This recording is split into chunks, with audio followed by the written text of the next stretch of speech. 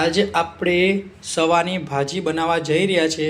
તો સૌથી પહેલાં આપણે વિડીયો સ્ટાર્ટ કરીએ, આગળ વધીએ વિડીયોમાં। તો પહેલાં ભાજી લઈ લેવાની છે એક જુડી, એને કમ્પ્લીટ નાની નાની આ રીતે કાપી દેવાની છે। એના પછી ભાજીને 3 થી 4 પાણીની અંદર ધોવાની છે। પાણીમાં ધોયા પછી ભાજીને એકદમ નિતારી લેવાની છે। આ રીતે નિતારી લેવાની છે, પાણી અહીંયા રહી જવું જોઈએ। તો પાણી ભાજીમાંથી ના નીકળે તો આપણી ભાજી છે એકદમ લોદા જેવી થઈ જાય। લોદા જેવી મતલબ એકદમ ભેગી વળી જાય છે, આ રીતે છૂટી નહીં રહે।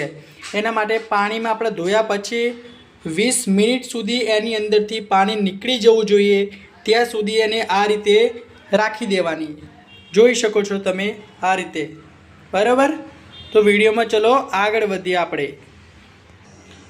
એના પછી આપણે મગની દાળ એકદમ મસ્ત રીતે બાફી દેવાની છે। તમે જોઈ શકો છો મગની દાળ આ રીતે મેં બાફી છે, આ રીતે બાફી દેવાની છે મગની દાળ। તો ચલો વિડીયોમાં આપણે આગળ વધીએ। ગેસ ચાલુ કરીને તાવડી ગરમ થઈ જવા દેવાની છે। એના પછી અંદર આપણે તેલ એડ કરી લેવાનું છે। અમે સિંગ તેલ યુઝ કર્યું છે, સહજ કંપનીનું સિંગ તેલ યુઝ કર્યું છે અમે। આ રીતે તમે જોઈ શકો છો મેં આટલું તેલ એડ કર્યું છે।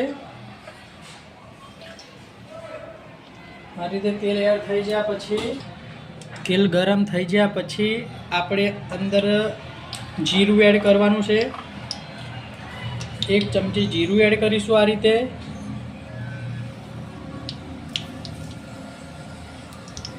જીરું ફૂટવા દેવાનું છે આપણે। એના પછી અડધી ચમચી જેટલો અજવાઈન નાખવાનું છે। આ રીતે બે વસ્તુ ફૂટી જવી જોઈએ અંદર કમ્પ્લીટ। તમે જોઈ શકો છો જીરું અજમો ફૂટી ગયો છે। એના પછી આપણે એડ કરીશું મરચાં। આ લીલા મરચાં એડ કરી દીધા છે।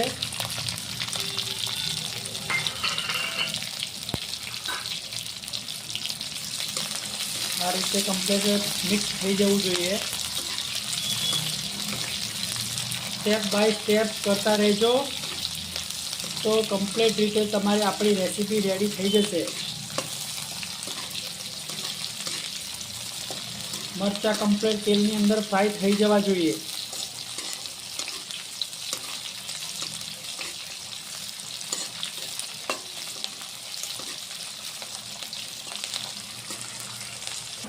મરચાં ફ્રાય થઈ જાય એના પછી આપણે આ રીતે લસણ એડ કરી લેવાનું છે। ગેસની આંચ ધીમી કરી દેવાની છે, નહીં તો લસણ બળી જશે। આ રીતે મિક્સ કરી લેવાનું છે। પછી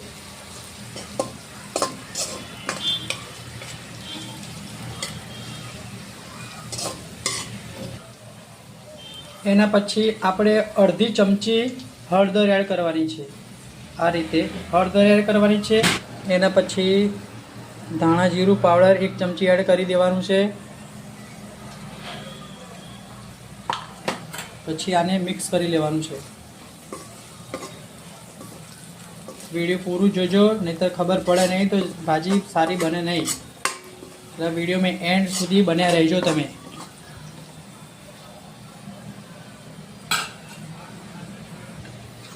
આટલું થયા પછી આપણે દાળ આ રીતે એડ કરી લેવાની છે। આપણે આ રીતે દાળ એડ કરી લેશું। એના પછી આપણે અંદર થોડી ભાજી આ રીતે મિક્સ કરવાની છે। આ રીતે જોજો, આપણે સ્ટેજ બનાવવાનો છે જેથી કરીને ભાજી અને દાળ બે મિક્સ થઈ જાય। એના પછી આપણે દાળ એડ કરીશું આ રીતે। એના પછી આપણે આ રીતે ભાજી એડ કરીશું, જેથી કરીને ભાજી અને દાળ મસ્ત રીતે મિક્સ થઈ જાય। આપણે આવા 2-3 સ્ટેજ કરવાના છે। તમે જોઈ શકો છો ગેસની આંચ ધીમી જ રાખજો।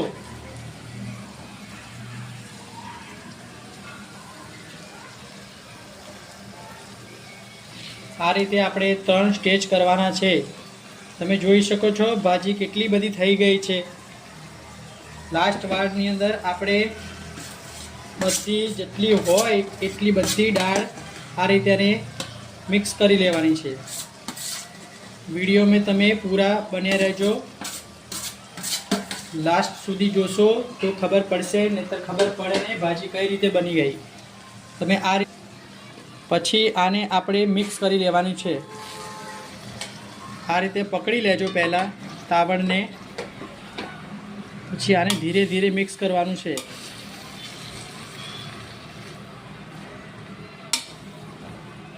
ધીમે ધીમે મિક્સ કરજો તો સારું મિક્સ થશે।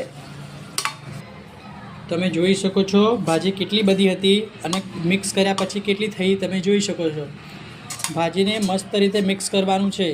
આની અંદર પાણી વળશે, એનાથી જ ભાજી આપણી રેડી થઈ જશે। એના માટે અમે આની અંદર ધીમી આંચે જ બનાવવાનું છે, પાણી એડ કરવાનું નથી આની અંદર। આપણે આને આ રીતે એકદમ કમ્પ્લીટ મિક્સ કરી લેવાનું છે। ભાજી અને દાળ બે એકદમ મિક્સ થઈ જવા જોઈએ।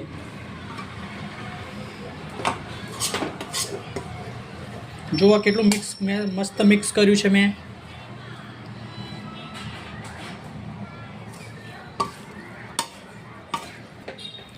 એકદમ કમ્પ્લીટ મિક્સ થઈ ગયા પછી આપણે આને ઢક્કન લગાવીને ઢાંકી દેવાનું છે। વિડીયોમાં પૂરા સુધી બન્યા રહેજો તમે। મીઠું આપણે લાસ્ટમાં એડ કરવાનું છે અને મીઠું ઓછું એડ કરજો, નહીંતર ભાજી છે એ થોડી થઈ જશે અને મીઠું વધારે પડી જશે। એના માટે આ રીતે હું નાની એક ચમચી એડ કરું છું, તમે સ્વાદ અનુસાર એડ કરજો। મીઠું નાખ્યા પછી આમ આપણે એક વખત આમ ફેરવી લેવાનું છે। મસ્ત મિક્સ થઈ જવું જોઈએ મીઠું, એ રીતે આપણે આમ ફેરવી લેવાનું છે। મીઠું મિક્સ થઈ ગયું છે। હવે આપણે આને ઢક્કન લગાવીને ઢાંકી દઈશું। ગેસની ફ્લેમ નોર્મલ જ રાખવાની છે, ભાજી થઈ ના જાય ત્યાં સુધી। આ રીતે આપણે 15 મિનિટ સુધી ઢક્કન બંધ રાખવાનું છે ને ગેસની ફ્લેમ ડાઉન જ રાખવાની છે।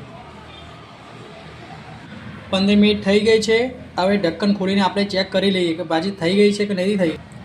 15 મિનિટ પછી આપણે આ રીતે ચેક કરી લેવાનું છે। તમે જોઈ શકો છો ભાજીનું શાક બનીને રેડી થઈ ગયું છે એકદમ કમ્પ્લીટ। હવે થોડી વાર માટે આપણે ઢક્કન ખુલ્લું રાખવાનું છે। આ રીતે ભાજીની અંદર પાણી વળ્યું હોય તો આપણે ગેસની ફ્લેમ થોડી વધારી દેવાની છે આ રીતે, જેથી કરીને અંદર થોડું પાણી વળ્યું હોય એ પાણી બળી જાય। આ રીતે રાખવાનું છે। આપણી ભાજી ઓલમોસ્ટ બનીને રેડી થઈ ગઈ છે, બસ થોડી જ વારમાં ખાવા માટે તૈયાર।